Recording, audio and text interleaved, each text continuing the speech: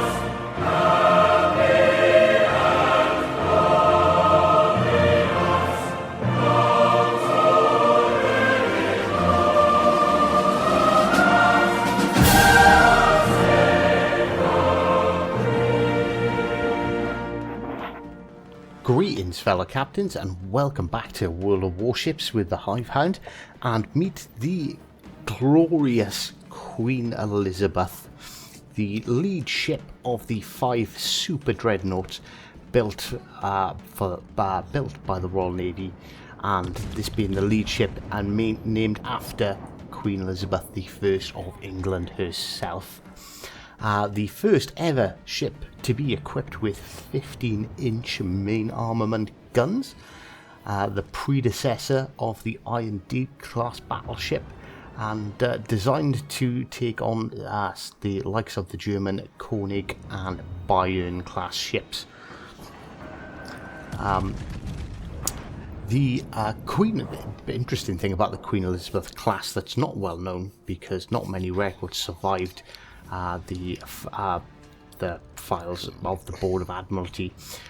Winston Churchill became the First Lord of the Admiralty in October 1911, and the ships of 1911 and 1912 naval programme, the 4 Iron Duke battleships and the battle cruiser HMS Tiger, were ordered, and preliminary design work had begun on a new class of battleship scheduled to be built in 1912 to 1913. Each received its own alphabetical designation, with the Iron Dukes being M5 or IV, and the major iteration of the design being M. Presumably the improved ships were designated N, which were the Queen Elizabeth class battleships. Naval historian Norman Friedman believes that design P was a slow ship armed with 10 15-inch guns, based on a passing reference in the official history of naval construction during the First World War, and these were the ships that were the precursor to the Queen Elizabeth's.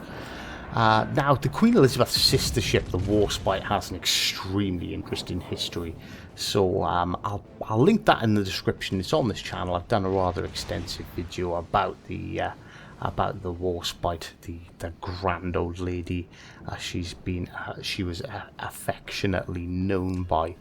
So right, we'll cut the history there. First ship ever with 15-inch guns. About the most exciting thing that happened to the Queen Elizabeth, really. Unfortunately, it didn't see the same amount of action as the Warspite did in the Second World War. It was heavily damaged by Italian frogmen who placed a mine in front of her, causing severe damage, and that was pretty much it. She wasn't destroyed, she didn't sink, she didn't run aground, she just never engaged in any significant battles. Now, as you can see, yes, I'm spamming high explosive. The high explosive on the British battleships is so good. They do really high damage, and the chances of causing fires are 34%. before you start putting commander skills, any sort of upgrade modules on there. It really is a beast of a ship. The Queen Elizabeth also has very good secondary guns. I've equipped Charles Madden as the captain of the Queen Elizabeth here, with his secondary build, Porcupine. So the secondary guns are, although we don't really get to see them doing much work in this, the secondary build is very good. This was actually my very first match in the Queen Elizabeth. It has absolutely no upgrades at all, which will explain why ships can detect me at a colossal range. I think that's probably 15 or 16 kilometers. Yet my guns can't fire that far. This is the first ship I've ever sailed in where I can be detected outside of my gun range. Alright, granted it's very small, the difference, but I can be detected outside of my own gun range. Quite surprisingly, in this little engagement we have with the Bayern here, I was really surprised at I've not engaged one. I've got it unlocked. I've not used it. I unlocked the Gneisenauer on the same time. I opened like 40 crates that I'd saved up, and I'd never had any need. So this was a bit of a learning curve for me. I did not realise just how good the Bayern's guns are, and that's our 5th fire of the match. We've just scored. We're up to 55,000 damage now, which is, I think, really good for a very first match in the ship. It's not going to end there, don't worry.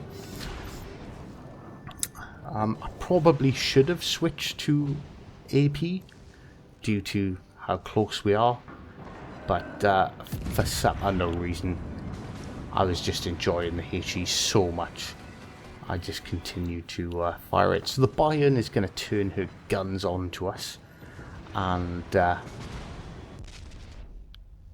scores a citadel and some massive damage on us.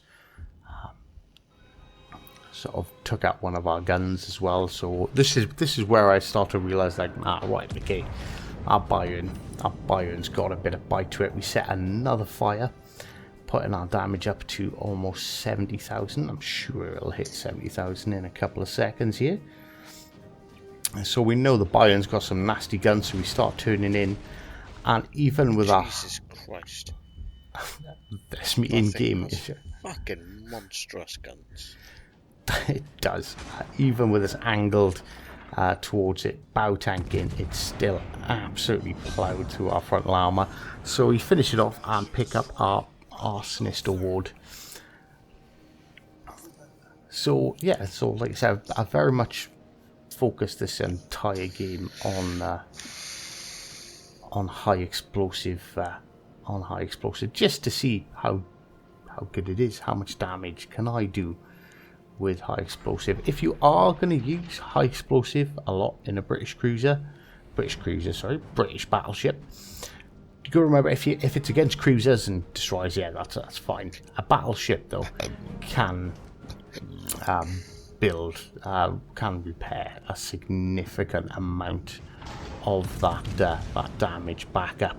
So if you're going to fire it at battleships, make sure you finish them off. Like, don't give them the chance to repair.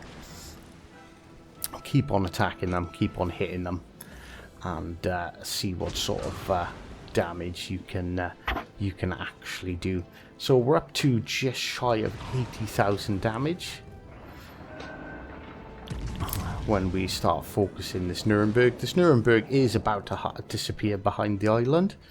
I'm going to set another fire, another incapacitation. That's 7 fires, and that's when we spot the Gadji. I'm probably pronouncing that wrong. So first thing we do, really hard on the rudder, get this ship turning around.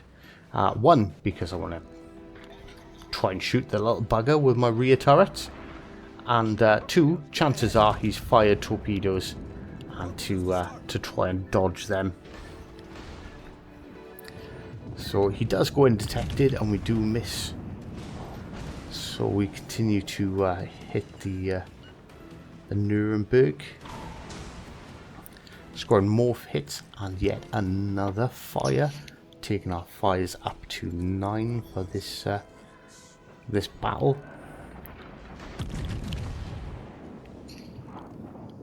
But the Nuremberg has repaired. There we go. We hit our high caliber with that 87,000 damage.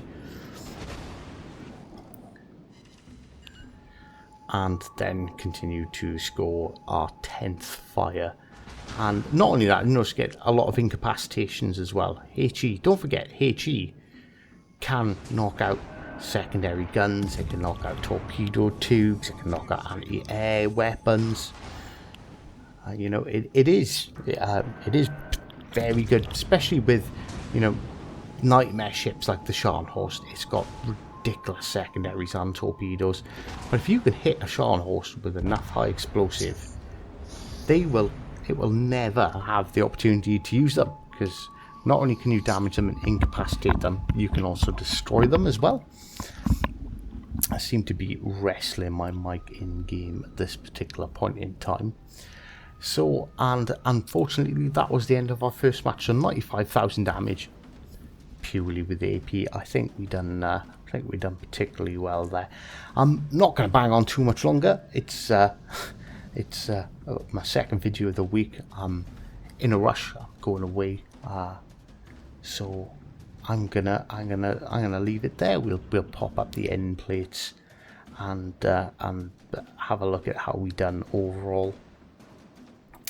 I think you'll find. Give me a second. So how did we do? So we scored.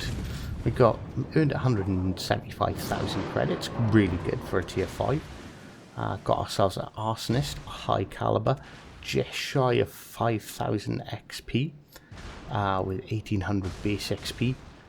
So yeah, a relatively good game all along. So thanks for sticking with us, and sorry about the rush ending here, but I've really enjoyed this game and I really wanted to get that video out and show everyone the majesty that is the Queen Elizabeth. So thank you very much, and until next time, take care. Bye bye.